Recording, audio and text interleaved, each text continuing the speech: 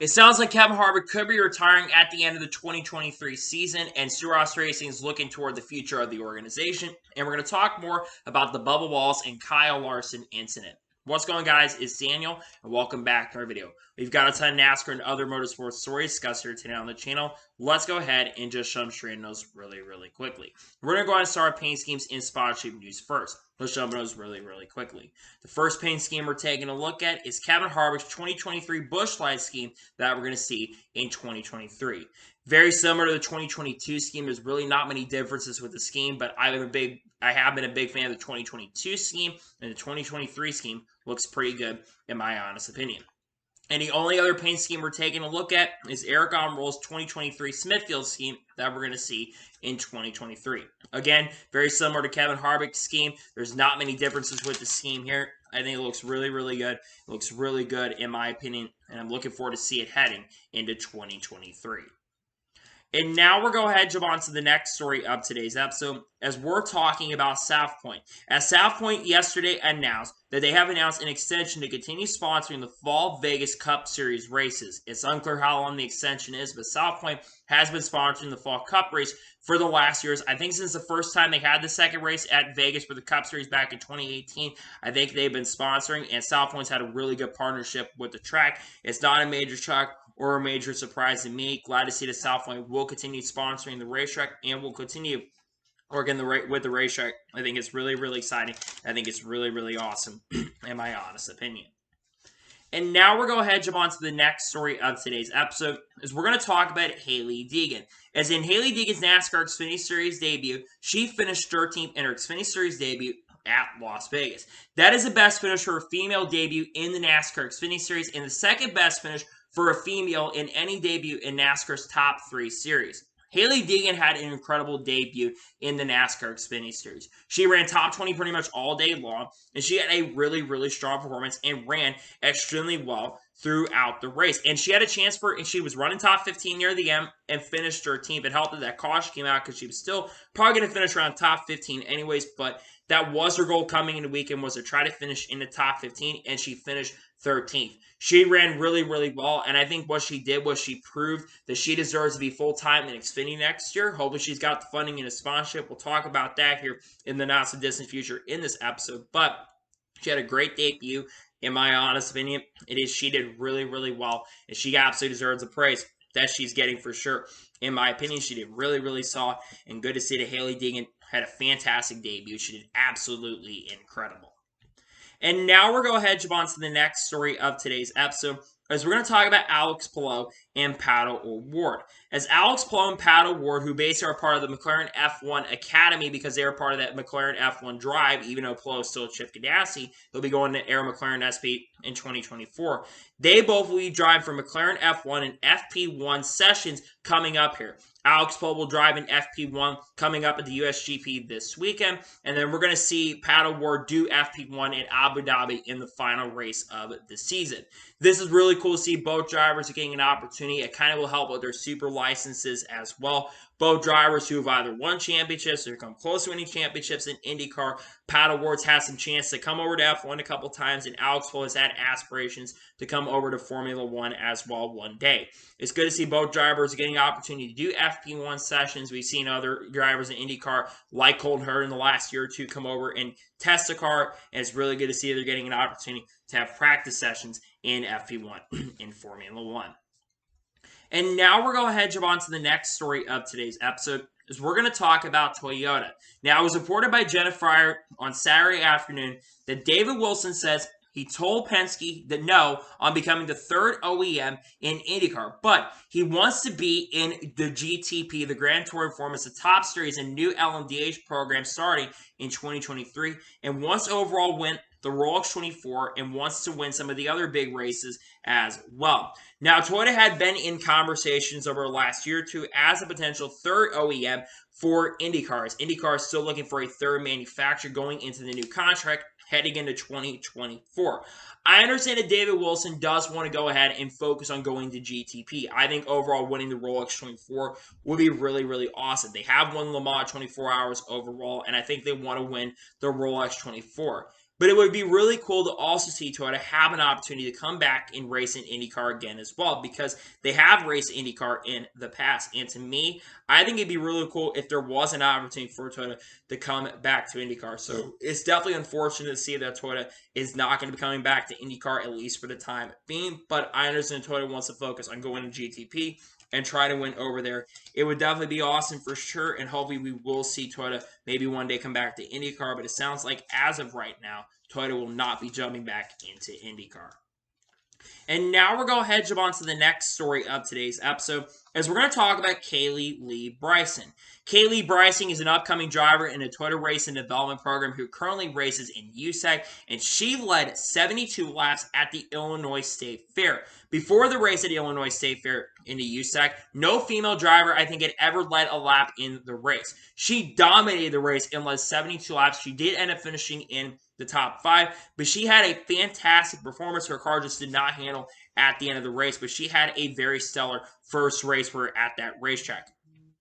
Kaylee Bryson, no doubt, in my opinion, is an extremely talented driver. She's done really, really good so far throughout her career in the series, and I think she definitely has a lot of talent to go places in her career in the not-so-distant future. So it's fantastic to see that Kaylee Bryson was able to go out there and have a really stellar performance, and she's done that this year. I remember watching her at the Chili Bowl Nationals just kick butt over there and do really good in the Chili Bowl. So I'm not shocked or surprised she had a really stellar performance in this race at the Illinois State Fair. She's done really good with those teams like Keith Kunz Motorsports and other organizations. And to me, it's really awesome to see that Kaylee Bryson had a fantastic performance, and women in motorsports really have fantastic runs. We've seen Erica Enders do some big things this year in NHRA. She's a champion in that series, and good to see Kaylee Bryson going out there and contending for victory. She's been doing that a lot this year, and it's great to see that Kaylee Bryson had another fantastic run in the USAC series. Really good to see for sure, in my opinion.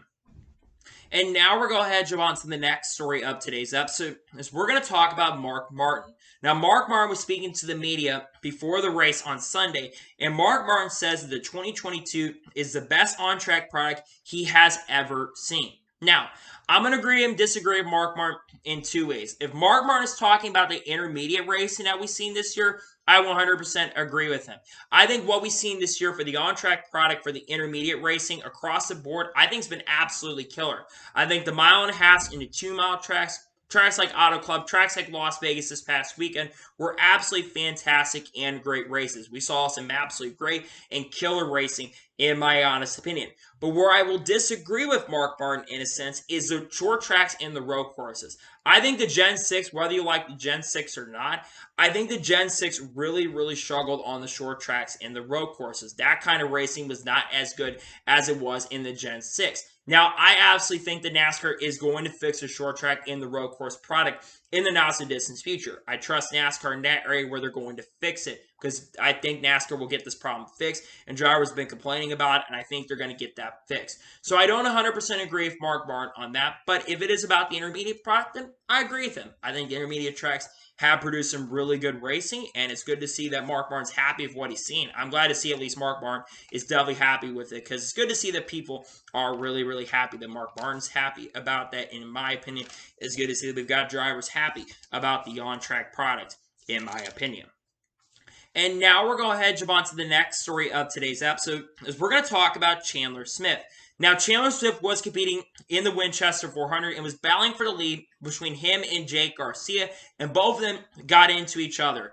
After that, Chandler Smith was not very happy and brought some debris back over to the pit road. Now, the crew chief for Jake Garcia, I can't remember the name exactly, he basically got really, really mad and basically said some language, and basically they got into a fist fight and got into a really big fight, and there was a lot of tension after that, and Chandler Smith was not very happy.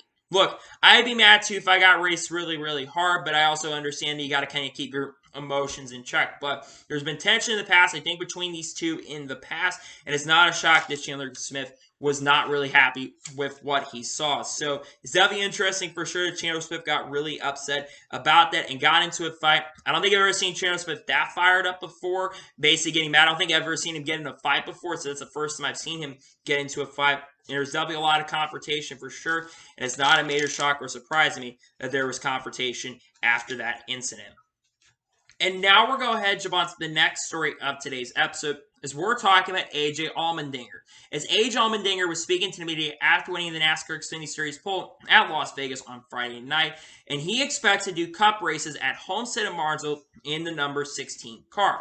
Now, it's unclear if Allmendinger will drive the 16 car at Phoenix, as Bowman would like to come back and drive the 48 car at Phoenix. And if Bowman is cleared to race at Phoenix, to race for the final race with him and Greg guys being working up together, that would mean Noah Gragson would be back in the 16 car. But Allmendinger, absolutely, I think it's good for Allmendinger when it comes to next year, because the more experience that he gets in the next-gen car, I think the better he's going to be heading into next year as a full-time driver. I expect big things from Allmendinger in these next two races, especially when you look at Martinsville. AJ Allmendinger, outside of probably the road courses and the super speedways, I think Martinsville is one of AJ's better tracks. And I feel like AJ has had a lot more confidence this year, to where I think he is going to perform at a really good state driving that number 16 car. And going into next year, having that experience, I think really is going to play a factor into helping AJ run really, really good. So yeah, I'm definitely excited for sure to see AJ in the 16 car for the next few weeks. I think he's going to do really, really good. And I'm really excited to see what AJ can do behind the wheel of the 16 car for the next few weeks in that number 16. And now we're going to go ahead and jump on to the next story of today's episode, as we're going to talk about 40 races. Now, Lee Spencer, who basically is on the Speed Freaks podcast, he or she said that there's a possibility of 40 races and 2 exhibition races in the not so distant future in the upcoming TV deal. Of course, currently at the moment, there are 36 set races in NASCAR's current TV deal, and there's 1 exhibition or 2 exhibition races that currently happen, the Clash and also the All-Star race. I want to talk about this because I think that this person is very, very credible in the industry. I am not a fan of this personally. If this is the move that NASCAR is going to be making, I don't want to see them increase the amount of races that they are going to be happening. To me, when it comes to this situation, I want to see NASCAR decrease the amount of races, or if we're going to have 36 races going forward, we need to find a way to have a little bit more races and find a way, well, not more races, but find a way to have more races, basically 2 doubleheaders. You know what I mean? I'd like to see NASCAR shorten the schedule up a little bit, because if they add more races to the NASCAR Cup Series schedule, one of my biggest issues is going to be it's going to make the teams get a little more burned out a lot more quickly. And I understand that some fans probably would like to see more racing. Believe me, I understand fans do want to see more racing. But at the same token, at the same time, I really want NASCAR to find a way to shorten up the schedule just a little bit, because the teams do get burned out really, really quickly. And you really do not want that burnout in NASCAR. It'd be really, really bad for the sport. And to me, in my honest opinion, I hope there is a way for NASCAR to go ahead and kind of find a way to shorten the schedule up a little bit. If these reports are true, I'm not a big fan of this personally, and I hope that NASCAR does find a way to shorten up the schedule just a little bit, because in my opinion, if they extend the schedule to 40 races and 2 exhibition races, you're going to tire up the garage a lot more quicker and a lot more easier. So I hope these reports are not true, and I really hope that it does not happen. Again, we have to wait and see what happens. There is a possibility, though, that this could happen in the not-so-distant future, and I'm not really looking forward to that, in my opinion. And now we'll go ahead and jump on to the next story of today's episode, as we're talking about Chase Elliott. Now, Chase Elliott was speaking to me before the NASCAR Cup Series race on Saturday. And Chase Elliott basically was asked a question from Jenna Fryer, asking if he had heard anything from NASCAR about what happened after the Cup Series race. And Chase Elliott says he has not heard anything from NASCAR about pushing the cameraman in the race and pushing the camera after the race. He also says that he should have handled it a lot better, but he also told the guy to back up as well. Now, for those of you who did not watch the NASCAR Cup Series race and did not watch the post-race, Chase Elliott and William Byron were having a conversation after the race, and they're about to get questions asked by Davey Siegel and Claire B. Lane. Chase Elliott had asked the cameraman to basically back up a little bit, and the cameraman did back up a little bit. But Chase Elliott got really, really mad at the cameraman once again, and basically confronted the cameraman and told him to basically go away. Now, look, Chase Elliott has every right to be a little bit frustrated. At the time when that happened, Chase Elliott had basically been taken out of a win and had the win in hand and basically got taken out of a win. So his frustration is definitely earned. However, you cannot push a cameraman on pit road, especially when it comes to those NBC cameramen. They have every right to be there. And if you want to talk about this incident and you're mad at somebody, you want to go talk in private with William Byron, go talk in private in the hauler. don't basically be there where the cameraman is there, especially when the cameraman is allowed to be there. You definitely have to basically get out of the way and go right ahead and go into a private conversation. Because in my opinion, especially during the week, we had a Davante Adams situation, like the next day, basically, the same day where Davante Adams pushed the cameraman. Now, Davante Adams did apologize for his actions and incident, basically on the same day. But Chase Elliott basically just said, I think Chase Elliott has every right to be frustrated about it. But if you're mad basically mad, go talk in private with your teammate. Don't basically go out there where the cameraman is going to be right there. I think that's a big thing that needs to be understood, and I'm hoping that Chase Elliott understands. Do I think there should be repercussions? I don't think so. NASCAR should have probably just had a conversation and talked to them about it. But they definitely absolutely should have been. Chase Elliott probably should have been a little bit reprimanded from that because, in my opinion, you cannot push these cameramen down. They have every right to be in those positions and have every right to be where they're at, in my opinion. I think it's absolutely justified that fans are frustrated and media are frustrated with what Chase Elliott did. And now we're going to head jump on to the next story of today's episode, as we're talking about Joe Gibbs and Ty Gibbs. Now, for those of you who are unaware, we already know at this point who's going to be the 18 car next year. Bob Pockrass basically put out on Twitter on Saturday that Joe Gibbs has no announcement on the 18 Cup car yet until the end of the season, but everybody knows who's going to be in the 18 car. I think everybody knows at this point that right now it is expected that Ty Gibbs will be driving the 18 Cup car heading into 2023. Now, I'm going to be real about Ty Gibbs in the Select Cup starts this year.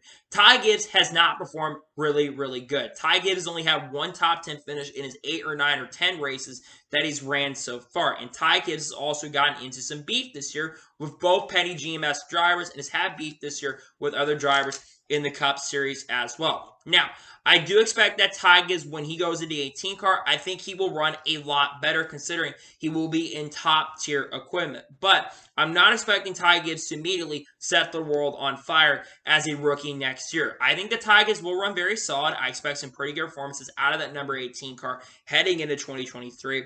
But I don't think Ty Gibbs is going to, like I said, I don't think he's going to completely set the world on fire heading into 2023. I just think when you look at Ty Gibbs, he's a young driver who's got a lot of growing up to do as a driver. He's young. He's only going to be 20. And I think that one thing when it comes to Ty Gibbs, he's got some learning to do as well. But I think Ty Gibbs will do okay. I think he'll do good next year. But I don't think he's going to do really, really great next year. I think he'll make the playoffs, and I think a win will happen for him. But other than that, I don't think he's going to win 8 or 9 races like he has in Xfinity, or 15 races, or how many races he's won for that matter. I don't think he's going to win a ton.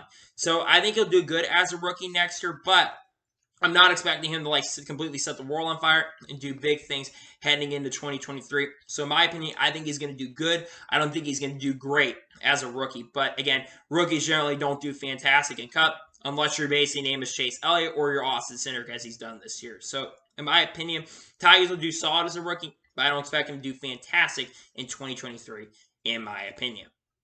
And now we're going to head jump on to the next story of today's episode, as we're going to talk about Ty Dillon. Now, someone asked a question about the Spire Motorsports announcement that is be coming on Tuesday. And someone asked who could potentially be driving the 77 Spire car. Well, Bob Pockrass and many industry have basically responded, and many are anticipating that Ty Dillon is potentially going to be the name that could be in the 77 car for Spire Motorsports heading into 2023.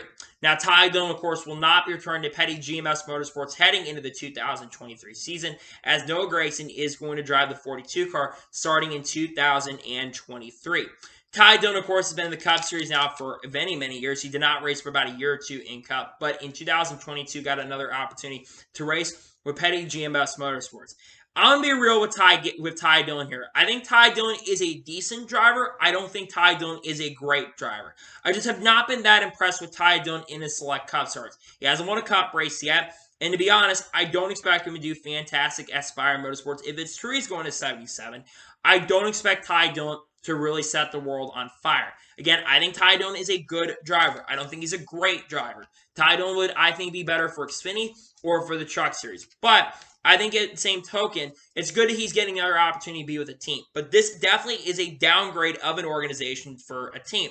I think the 77 car is definitely a downgrade for sure, and I would not expect Ty Dillon to set the world on fire. I think he'll definitely be one of the worst performing drivers, not because of his talent, but the 77 car just has not been fast. But I will say he'll probably be doing a little bit better. So We're going to have to wait and definitely see for sure what happens in regards to it, but it sounds like Ty Dillon could be a favorite. That announcement, of course, is coming tomorrow. We'll probably talk about it on the channel on Wednesday, but it sounds like Ty Dillon could be a favorite to go to that ride heading into 2023. I don't know if it's earned or not, but we'll have to wait and see if he does go there and see how he performs heading into 2023 if he is going to that car next season. And now we're going to go ahead and jump on to the next story of today's episode as we're talking about Hailie Deegan. Now, Hailie Deegan, we already talked about her on the channel, having a really impressive debut in the NASCAR Xfinity Series. But let's talk about Hailie Deegan a little bit more because Hailie Deegan, after her basically kind of ran through a process of running in her debut, said she raced really respectfully, loved the respect in the series, and talked about how she loved basically being able to move around lines. But one thing she was asked is, do you have any more races planned for 2022? She said, as of now, no. Unless she can have the funding and sponsorship, she will not race any more races this year in the Xfinity Series. And she says she is still trying to get funding for 2023 and is hoping to run an Xfinity Series as well. Now, Ford has basically come out and said that they are going to have a place for her to run in 2023 regardless. It's just trying to find the best fit for her. For me, this one is a no-brainer. After a really impressive debut in the NASCAR Xfinity Series, where I know it's an SHR prepared car that she ran, but after running 13th in her Xfinity Series debut and having a really stellar performance where she didn't really cause any issues and race respectfully out there and didn't cause any problems, I think she absolutely deserves the opportunity to race full-time in Xfinity heading into 2023 because I think, number one, Hailie Deegan is a talented enough driver to be in Xfinity full-time. And let's be honest with ourselves. Some drivers have done better racing in the Xfinity Series than racing in the Truck Series. Look at Ty Gibbs. Ty Gibbs didn't even run in trucks at all. Some people thought he'd run in trucks this year. He didn't even go to trucks. He just jumped straight up to the NASCAR Xfinity Series. And look at Ty Gibbs. He's won a lot of races. Look at Kevin Harvick. Kevin Harvick didn't do much in trucks. Guess what? He goes to the Xfinity Series and starts winning immediately. Some drivers, like also Noah Gragson and Harrison Burton, for example, they didn't do great in trucks. Guess what? They go to Xfinity and they start winning a lot of races. The Xfinity Series, I think, is a better development program for some drivers and fits other driver styles a lot better than the Camping World Truck Series. And I think the Camping World Truck Series should kind of be its own identity. And I personally think if you're going to do ARCA, I think a lot of these ARCA drivers should jump from ARCA up to Xfinity Series because I think they're going to learn a lot better. And I think Hailie Deegan kind of exposed that development program and development in the Truck Series. I think she'll do better in Xfinity next year. I think she will be a better driver. And to me, if I had to bet it on it, I think there's a really good shot that she could end up driving full-time in Xfinity next year, but we're going to have to wait and see what happens. But I hope she does get the opportunity to race full-time in the NASCAR Xfinity Series heading into 2023 because, in my opinion, she deserves the opportunity to drive full-time next season. Hopefully, she'll get the funding and sponsorship to drive full-time in 2023 in Xfinity. And now we're going to go ahead and jump on to the next story of today's episode as we're talking about Christopher Bell.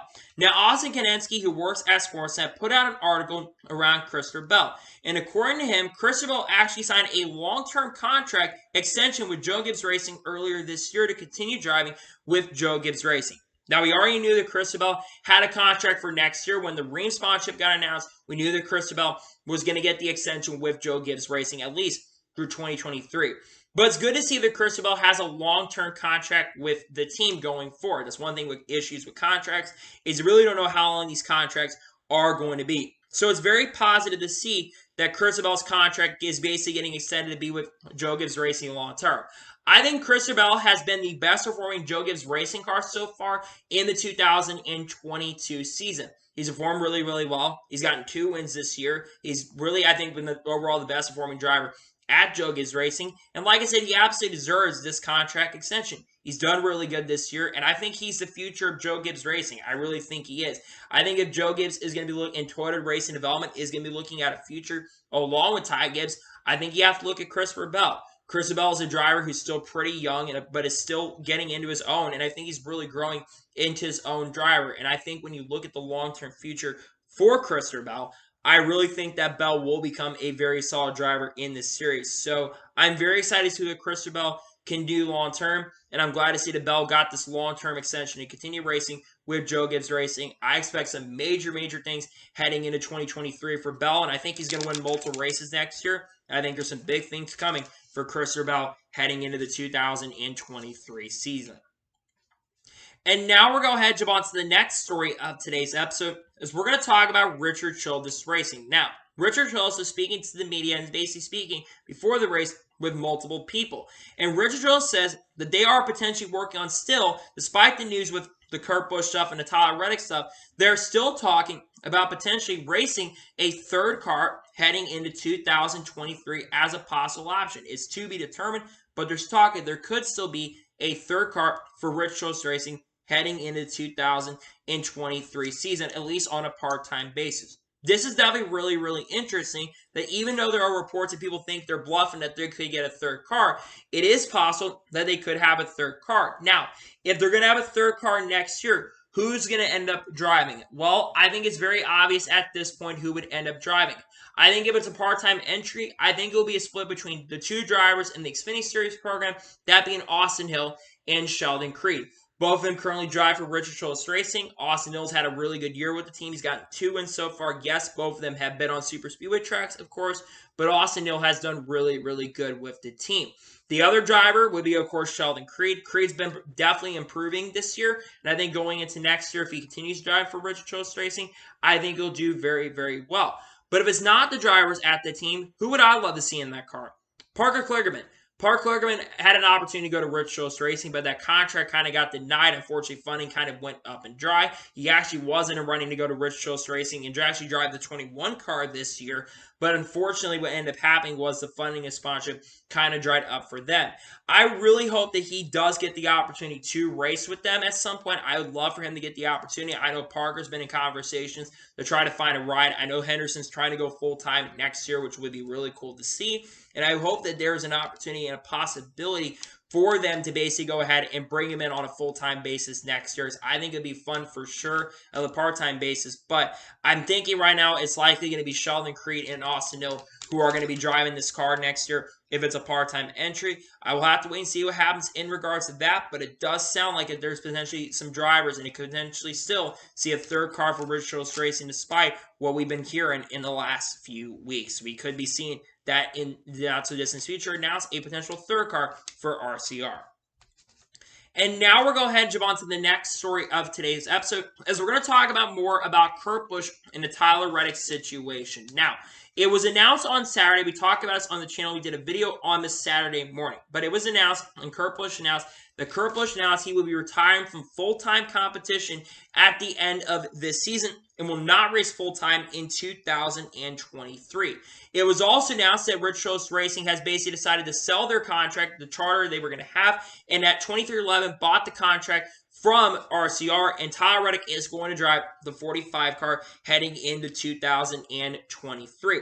There's a couple other things I want to note from this. First, Kurt Busch did say to the media that he might run a few select Cup Series races if he's cleared to race from the doctors. There is a possibility that Kurt Busch could run a few select races heading into the 2023 season if he is medically cleared to race. Also needs to be noted that Adam Stern reported on that same day that Monster Energy, it's unclear if they are going to continue sponsoring that 45 or whatever number it is. They are unclear if they're going to sponsor Tyler Reddick or not heading into 2023. I think there's a good chance they will leave, considering Kurt Busch won't be full-time. I would personally think that they would potentially go over and sponsor Ty Gibbs on a full-time basis next year in that 18 car. Kurt Busch also spoke to the media, and he says that he has had conversations to go and potentially work with Fox Sports next year and do some commentary with Fox Sports heading into 2023. I would love for Kurt Busch to be up in the booth next year. I think Kurt Busch is a really good commentator. From what I've seen, he's done good in the Truck Series. He did a really good job in the ARCA West commentary he did when Charlie Crawl and Brendan Gaughan up there. He did an awesome job there with both of them. They've all did a good job in that commentary. But I think Kurt Busch did an exceptional job. And I think if I was Fox, especially if Kurt does get medically cleared, do rotation between Larry McReynolds, Jay McMurray, and Kurt Busch. That would be your rotation, in my opinion, and rotate them out every single week. And then finally, I want to talk about the respect that I've seen from so many people in the industry, in the garage. So many drivers, guys like Ross Chastain, Ty Gibbs. I even think Kyle Larson gave respect. Kurt Busch's brother Kyle showing a lot of respect. Team owners, team drivers, you name it, have shown so much respect for Kurt Busch.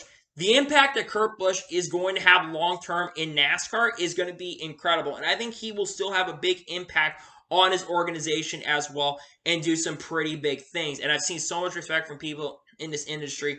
It's unbelievable. Finally, I want to talk about Kurt Busch and potentially running a few select races. Kurt Busch is not out of the running to race completely. He still wants to race in racing. He wants to come back and run a few Cup Series races. And personally, if Kurt Busch does come back, I would love to see him have an opportunity to race in the legendary number 97 car. That would be really awesome to see.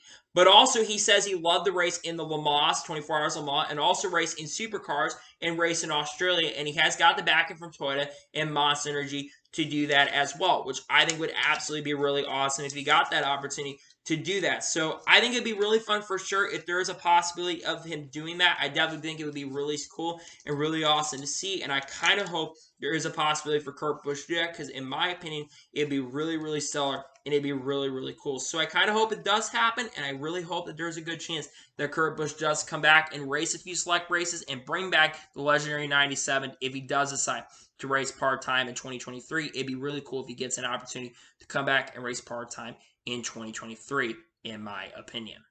Now we're going to jump on to the first of two major stories in today's episode, as we're talking about Kevin Harvick. There was a major silly season bombshell that kind of came out of nowhere in the last day or two. Multiple people, including Jenna Fryer and Bob Pockers, have reported in the last 24 hours that Gene Haas says they would like to keep Cole Custer in the 41 car in 2023. However, Tony Stewart wants to see Ryan Preece in the 41 car in 2023 as well, and they're looking at the future after this season. They got to look at the future ahead. The big reason is because that they don't think that Kevin Harvick is going to continue driving past 2023, and that Kevin Harvick is going to retire at the end of this contract. Now, Gene Haas is trying to convince Kevin Harvick to sign an extension with the team, but it sounds like Kevin Harvick is going to retire at the conclusion of the 2023 season. Let's first start talking about what the situation with the 41 car. Look, I'll talk about Ryan Preece and Cole Custer. When I look at both of those drivers, there's one driver, in my opinion, that is clearly better than the other, and I would personally go with Tony Stewart's way and put Ryan Preece in the 41 car over Cole Custer. And I'm going to explain why. I think Ryan Preece is a better driver than Cole Custer. Now, I'm not saying that Cole Custer isn't a talented driver, by the way. I'm just saying that I don't think that Cole Custer has lived up to expectations. Sure, he does have a win with team. I'll give you that. He does have a win. However, Cole Custer's only had like 11 or 12 career top 10s. Has only, I think, 2 or 3 top 10s this year, and has really struggled this year compared to his teammates. And his performance this past weekend at Las Vegas was really just absolutely horrendous. I think Ryan Preece is generally going to be a much better driver for the 41 car and a much better fit. And I think SHR needs to look at the future. And I think Cole Custer would genuinely be a better fit for the Xfinity Series than the Cup Series. He's done good in Xfinity this year, but his Cup Series runs have just not been that really good, in my opinion. So in my personal opinion, I would personally agree that Kevin Harvick needs, not Kevin Harvick, but I would say that Ryan Preece probably should get the 41 over Cole Custer. That's just my opinion. Now let's get the other side of things. Sounds like Kevin Harvick's going to retire after 2023, and that isn't a major shock or surprise to me. Kevin Harvick has indicated for a long time, this is before even all the safety stuff really came up as of recently, Kevin Harvick has indicated that he has talked about retirement for a very long time, and he even talked to Dale Jr. about this, that before he got that extension, he was talking about retiring last year, at the end of last year, and you didn't even think he would be racing past 2021. But he was convinced by multiple people, including, I think it was Mark Barton, to kind of convince him to stay for a few more years. But Kevin Harvick has indicated that he would like to retire at the conclusion of 2023, and has indicated that. And let's not think about this as well. Kevin Harvick at the end of 2023 is going to be 48 years old. He is going to be the oldest full-time Cup Series driver, and let's be for real, I think Kevin Harvick, while I think he's had a solid year this year, I do think Kevin Harvick's performance is starting to kind of slow down as he's gotten a lot older. Again, he hasn't been a bad driver this year nonetheless, but Kevin Harvick's performance has definitely slowed down just a little bit. And to be honest, I think the safety stuff has kind of helped convince him a little bit more that he probably should retire, and he probably does not want to continue racing. And you think about everything Kevin Harvick has accomplished in the Cup Series throughout his career. He's won 60 Cup Series races throughout his career. He's gone to win a Cup Series championship in 2014. He's won every major crown jewel event that you can win. He's won the Daytona 500. He's won the Southern 500. He's won the Brickyard 400 3 times. And he's also won the Coca-Cola 600 2 or 3 times as well. Kevin Harvick's accomplished a lot and has won at many other tracks. He's been able to win at every road course track. Some of the road course tracks has been really, really fast throughout his career, and he's just had a big impact in the sport, and absolutely is a first ballot Hall of Famer as well. And Kevin Harvick, I think, is becoming much more respectful name in the garage. I think a lot of people in the beginning of his career, including myself, weren't really big fans of Kevin Harvick, but Kevin Harvick is the last driver, I think, once he retires from the Cup Series, he's really the last driver of that era before 2004 and 2005. And it's crazy to me that after Kevin Harvick retires, there won't be, when he does retire next year, we will not have a driver have retired before 2002. And again, I think Kevin Harvick is a really talented driver still to this day. He's a great driver nonetheless. But when you've been in this series as long as he's been in it, and he's been in NASCAR really for about 30 years now, racing the Truck Series in 1995, did go to the Xfinity Series when it used to be called the Busch Grand National Series back in 2000 and 2001. Got his first Xfinity Series win at my hometown track, Worldwide Technology Raceway, back in 2000. And Kevin Harvick, again, has been a very solid and a really good driver in NASCAR forever, and a legend of the sport. In fact, I would consider Kevin Harvick one of the 10 greatest drivers in NASCAR history, in my opinion. And he's had a big impact in the sport. But when you've been in sport for a very, very long time, it's not a shock or surprise to me. So it sounds like Kevin Harvick could be retiring after 2023, and it's likely that he will retire at the conclusion of next year, but we will have to wait and see what happens. But it sounds like there's a really good chance and possibility that Kevin Harvick's last season could be in 2023. And now we're going to go ahead and jump on to the final major story of today's episode, as we're going to talk about the Bubba Wallace and Kyle Larson incident a lot more. Now, a lot of people have already given their takes on the Bubba Wallace and Kyle Larson incident, and I'm going to give my take on it here. I want this to be respectful and civil because I expect that this is going to probably be really a uncivil comment section in this portion of the video. But let's talk about the Bubba Wallace and Kyle Larson incident. So, on lap 95 and lap 96 of the race, Bubba Wallace and Kyle Larson were battling really, really hard for a top 5 position. Kyle Larson decided to send a 3-wide going into turn number 3, and a 3-wide coming down the front stretch. Bubba Wallace gets arrow tight because Larson's there. Larson gets arrow tight, and unfortunately, Bubba Wallace gets forced wide up into the track, and Bubba Wallace hits the outside wall. That right there is on Kyle Larson. What's not on Kyle Larson is what happens after. Bubba Wallace guns his car up, goes straight left into Kyle Larson, retaliates against Kyle Larson. Kyle Larson's car hits the rear and unfortunately collects Christopher Bell in that, and gets right rear down the straightaway. Larson does and goes up and collects Christopher Bell, affecting the playoff battle as well. Now, after the incident happens, there's a little bit of a fight that happens. Kyle Larson's like, what was that for, dude? Basically, Bubba Wallace pushes him multiple times. Kyle Larson, being a smart driver, decides not to retaliate and go and fight Bubba Wallace after that. After that, Bubba Wallace had some very interesting comments against Kyle Larson, and basically his interview really was not that good in my honest opinion. Then Kyle Larson, in his interview after the incident, Kyle Larson, I think, handled the interview really, really well. Basically saying that Bubba Wallace retaliated. Bubba Wallace had every right to be upset, and even said that Bubba Wallace should not be in trouble for that, but we need to basically set some ground rules in this situation.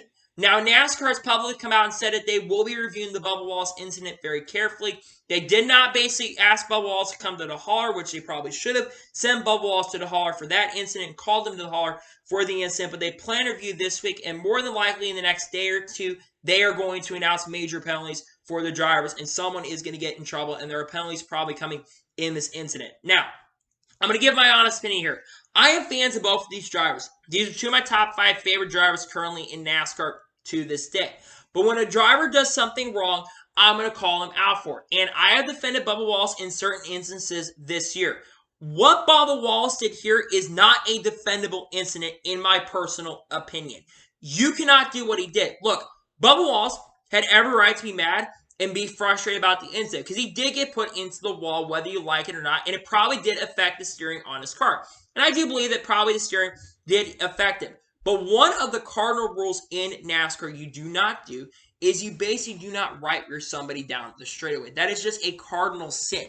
Right rearing somebody down the straightaway is wrong. And I've been not a fan of right rearing somebody down the straightaway for a long time. I wasn't a fan of when Justin Hailie did it to Riley Herbst. I'm the biggest fan of Riley Herbst, and I'm surprised he didn't get a suspension for that. And not to mention, this is probably one of the more egregious right rears we've seen in a long time. Probably really since we saw what Kyle Busch did to Ron Hornaday, and that was extremely egregious. That's a really, really bad offense, in my opinion. And like I said, going up to Kyle Larson and trying to fight him when Larson really didn't want any of it, I thought that was a little bit childish on Bubba Wallace's part, and he should absolutely know better. But again, he probably should have done that instead of basically right-rearing him down the straightaway once again. And that was really, really bad. And like I said, his interview was just not that good.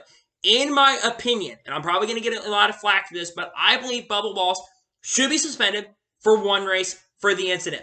And there's a couple reasons why I think he should be suspended for it. Number one, right-rearing somebody down the straightaway is a cardinal sin. And you can't do that, especially at the speeds that they're going. They're really, really dangerous. They were going 170, 180 miles an hour.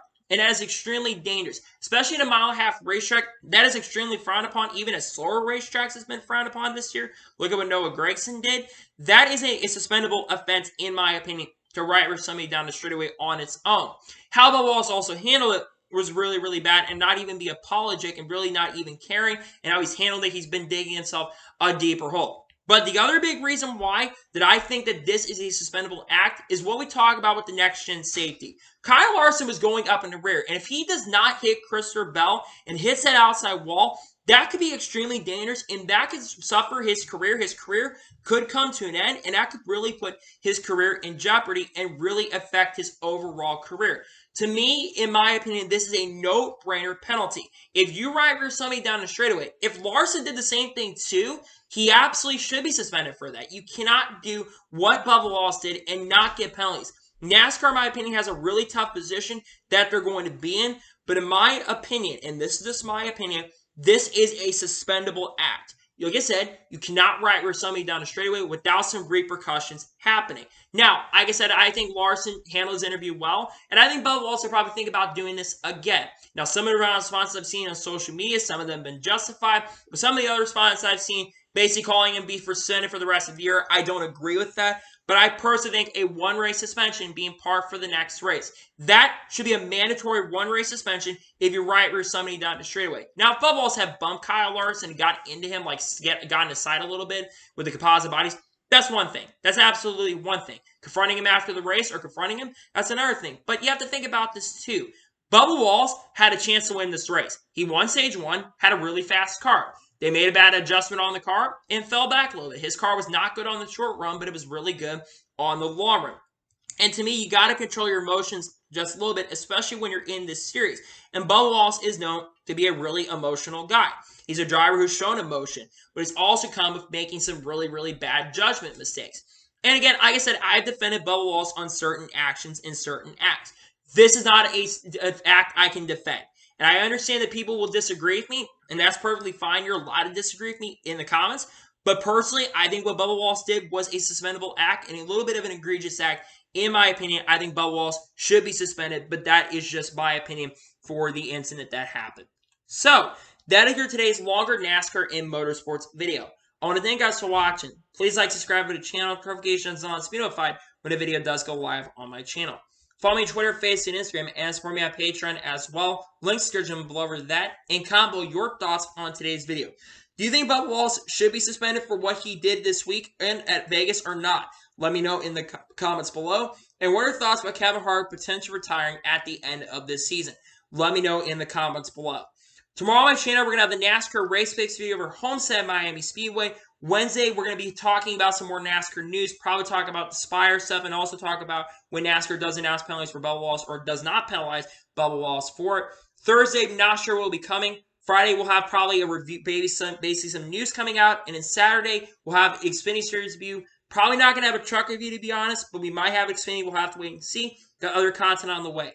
So anyway, like I said, I want to thank you guys for watching today's episode, and I'll see you guys next time for some more great, awesome NASCAR content and other motorsports content on the channel like this. Take care, everybody.